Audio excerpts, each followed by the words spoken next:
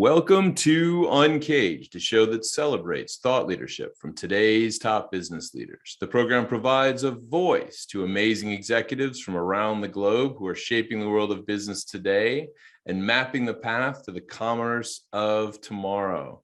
Today, we're going to Manchester, England, to speak with Keith Southern. Hey, Keith, how are you? I'm very good, Bant. How are you today? I'm very, very well, Keith. I'm excited to talk to you. And as I said up front, I really love Manchester. I had a lot of great times and memories there. Not quite Keith, the weather that you have in Miami. No, that's true. That's true. So Keith is the co-founder and partner of the Power Hive, and the Power Hive does a ton of different things. It's a group that's focused on helping facilitate the creation, development, and the nurturing of success in the recruitment industry. And we'll talk about all the areas that they touch upon, whether it be leadership training and recruitment and technology, and really kind of tweeze through that. But there's a lot happening in that space. But before we get there, Keith, why don't you tell us a little bit about yourself and your career today? So thankfully, well, first of all, thanks for inviting me on here. Yeah, I think absolutely. It's a good opportunity to cross the water with you today to talk about what we do. But I think from my side, to give you some brief backdrop, if I may, I'm now 28 years recruitment industry experience myself. I started in 1993. At the time in a very small company that was only 7 of us. And I was very lucky that we managed to get interest with the London Stock Exchange in 2008. And we were able to float that company on the stock exchange with about 3,500 consultants worldwide. Wow. So we'd had a decent journey. And I think at the benefits you get from that, you know, that you get high income, you get high bonus shares, you get share options. As I think I mentioned to you previously, we had an opportunity to myself and my wife to live in Manhattan, which was great. And now we're back in Manchester because my mum's getting old and her mum's getting old, and we want to make sure that we're around for those guys. And when I came back into the industry, which is about 6 years ago now, I started to think about where we could do it without team development. And what I mean by that is focusing on technology, recruitment marketing, automation techniques. And that was one kind of my interest group, I suppose. So I started a couple of agencies doing that. And then about 4 years ago, in fact, 4 years ago, as I look at the calendar, 4 years ago, 3 days ago is our anniversary, we started the Power Hive. And the Power Hive, in a nutshell, Brand, is just for recruitment business owners and C-suite directors who want to talk about the main topics in the industry today. And our pillars, if you like, are business people, technology and marketing and everything else that goes around that. Great. And so tell me a little bit more about how the Power Hive works and how does someone join or work with you guys? Thank you. That's a nice plug. Thank you. We have two kinds of people within the Power Hive. We have the membership, which I say is the recruitment business owners and leaders. And what we've tried to do is create an environment where they can come and learn physically with quarterly physical events that we have in the UK. And because of the pandemic, like everybody else, back in April 2020, we went online. So we were doing Zooms every single week. And we will continue to do those once or twice a month now as well. Right. And because everyone was helping in the industry, we managed to get quite a substantial array of industry experts that would be interviewed like you and I are doing now, or there would be topics of conversation with many people on a Zoom, as we're all familiar with now. And that was kind of where the Power Hive was and where it is today.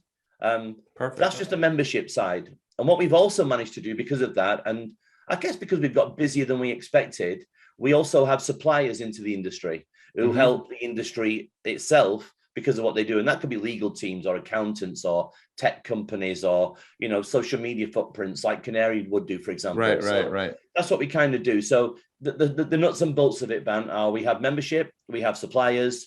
And if anyone wants to talk to me, then of course they can contact me either through yourselves or directly at my email address, which I'm sure. Well, I mean, Keith, you're kind of right in the eye of a hurricane right now, I would say, in the whole kind of Great Resignation. And you know, I imagine that you have a very interesting perspective on the landscape we find ourselves in. What are you seeing out there, and how do you imagine that's going to shape? Absolutely. Well, look, the Great Resignation is being bandied about quite a lot right now across the globe. I think there's a little bit of tongue in cheek in that, because what's really happening in the recruitment industry, which therefore affects all industries as far as I'm concerned, from a people's perspective at least, is this is what we call a candidate-driven marketplace. There is a candidate shortage for recruitment consultants. There is a candidate shortage of those recruiters into every single sector that we see across the board. The benefit, I suppose, I have, like you say, right, being in the middle of that storm right now, is we have, I don't know, 140 maybe members or so on our WhatsApp channel. And I'm very lucky that I get to understand what their biggest challenges are right now, their biggest successes.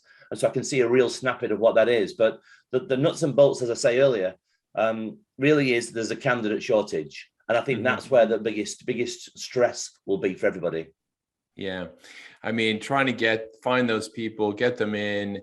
I imagine that, well, I know how companies are really fighting to get the best talent. And certainly the last couple of years have presented a ton of challenges. And I'd just be curious to maybe tweeze a little bit deeper with you on how you and the team at Power Hive navigated the last 2 years and some kind of personal and professional perspectives. Absolutely. Well, we opened our doors. Well, so we're a paid membership, which is, not very much money for the membership itself, but we opened our doors to non-members for the first time at the beginning of the pandemic, because we thought, from a moral perspective, we were quite happy to help those that needed the most help. And make no mistake, many people's houses were on fire and they needed to know, what do we do about this right now? So, as I say, without sounding repetitive, we focused on business people, technology and marketing. But then when you go even deeper into those things, within business, do you have a permanent division? Do you have a contracts division? Do you have an international presence? If you've not, why not? And that's some of the things that you can go into in more detail. So we've tried to have specialist topics to help people specifically with their problems right now. But seemingly, and I say this with a very positive light, although there is an enormous candidate shortage, both internally and externally for recruiters right now, I've not had one, I can't say, I don't think I've had one story in the last 6 months of negativity. Everybody has been saying it's been not only the busiest time that they have had, because some of them are quite young agencies, but it's the busiest time I think anyone's ever had in the recruitment sector. So when you get the enormous amount of churn and attrition that you're starting to see within the candidate sector, there is an enormous amount of problems you face with that.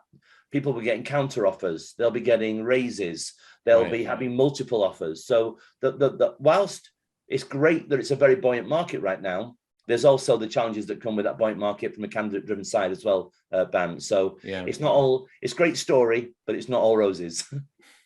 Well, what would be your advice for companies that are trying to recruit effectively these days? What should they be thinking about? Okay, I'll try not to swear. Because it's the same I've always said to them. I think that we're seen sometimes as a necessary evil in the recruitment sector to a lot of the industries. And I think that's not helped by the approach of perhaps of some of the consultants that are in the sector. But make no mistake that we've actually tried to teach all industries is, don't just take one candidate and think that's going to be the right person. Don't just say, okay, well, we'll have a couple of interviews and see if it works. The biggest thing I could say to anybody in any industry, in any market, would be listen to the recruiter, because they're there to make one thing happen, and that is to make a deal. Well, if you can get recruiters on the scent of money, they will do anything they can to make that deal happen. So why not give them the opportunity to tell you what's the best way of doing that? And the best way of doing it is having multiple interviews over either a day or two within a particular company, and you will have 2, 3, or 4 choices for the position you're trying to fill. Now, of course, the recruiter is going to love that, because then it means they get the deal, they get the commission, and they earn the money. But the other positive side is the company will actually get that placement filled. And when you look at some of the numbers that some of the clients we're speaking to throw at us at the moment, just this week, I've had one company in the United States say to me, we're going to need over 1,000 candidates next year. Well, in this marketplace, that company is going to need to recruit about 1,400 staff just because of their own attrition rate. So that's like 150 recruits a month. That's like 25, 30 recruits a week. When you're throwing those numbers out, it's got to be a scale issue. And I know we touched on it earlier. 6 years ago, when I started learning and using and teaching recruitment marketing techniques and automation technology, that very quickly recognized that you could scale at an enormous rate. So yeah, I mean, I would say when I'm hearing numbers like that, I immediately start thinking about technology and the technology stack and what you're seeing. And I know that's an area, Keith, that you're very, very keen on and push at the Power Hive. So, what are you seeing on the tech side that folks are embracing, and where are their gaps? I'll tell you what's an interesting stat here, Ben, I think, at least anyway. In 2003, there was about 800 MarTech companies that were considered in the top 5,000 companies or whatever that may be. As of today, there are over 12,000 MarTech companies. Now, I'd like to say that they're all very different, but they're not. What you actually learn within that is they do kind of an elemental pocket, if you like, of what those things are. It's just that the numbers in those pockets have gone up of companies that do it. Right. So, whether one would be a database building company, or whether one will be a replenishment of your current data on the data set side, or whether it would be an engagement journey or a nurturing platform, or SMS messaging or CRM integration, all of these little elements were always there, but there's thousands of companies now that are doing all those things. What I'm very proud of is, whilst I've been learning that stuff for, I'd say, maybe 6 years now, what I managed to do, and we have another business from within the Power Hive called Global Nurtures. And what Global Nurtures have done is get all those elements and sew them all together. So you're not going and getting 6 or 7 technologies that you want to go and buy, which can be expensive as much as complicated, but trying to put it under one hood or one bonnet, so to speak. And you press the button at one end, and all the automation and the skill in between that will sew them all together for you.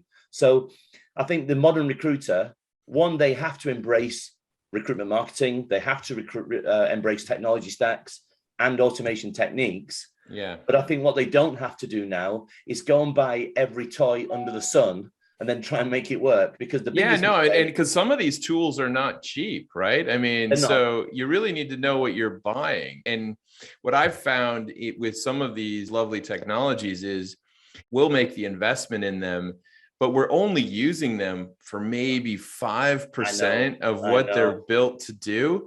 And I'm sitting like, I think, I hate to say it, I don't want to, this is not really a sales or a recruitment focused one, but like Salesforce. I mean, God, I don't think any company really is using that product for its full capability, right? They can't, and not least of all because, with hats off to Salesforce, every week they're bringing out something else that supports something else within their own system. So how on earth could you keep up with that kind of growth anyway?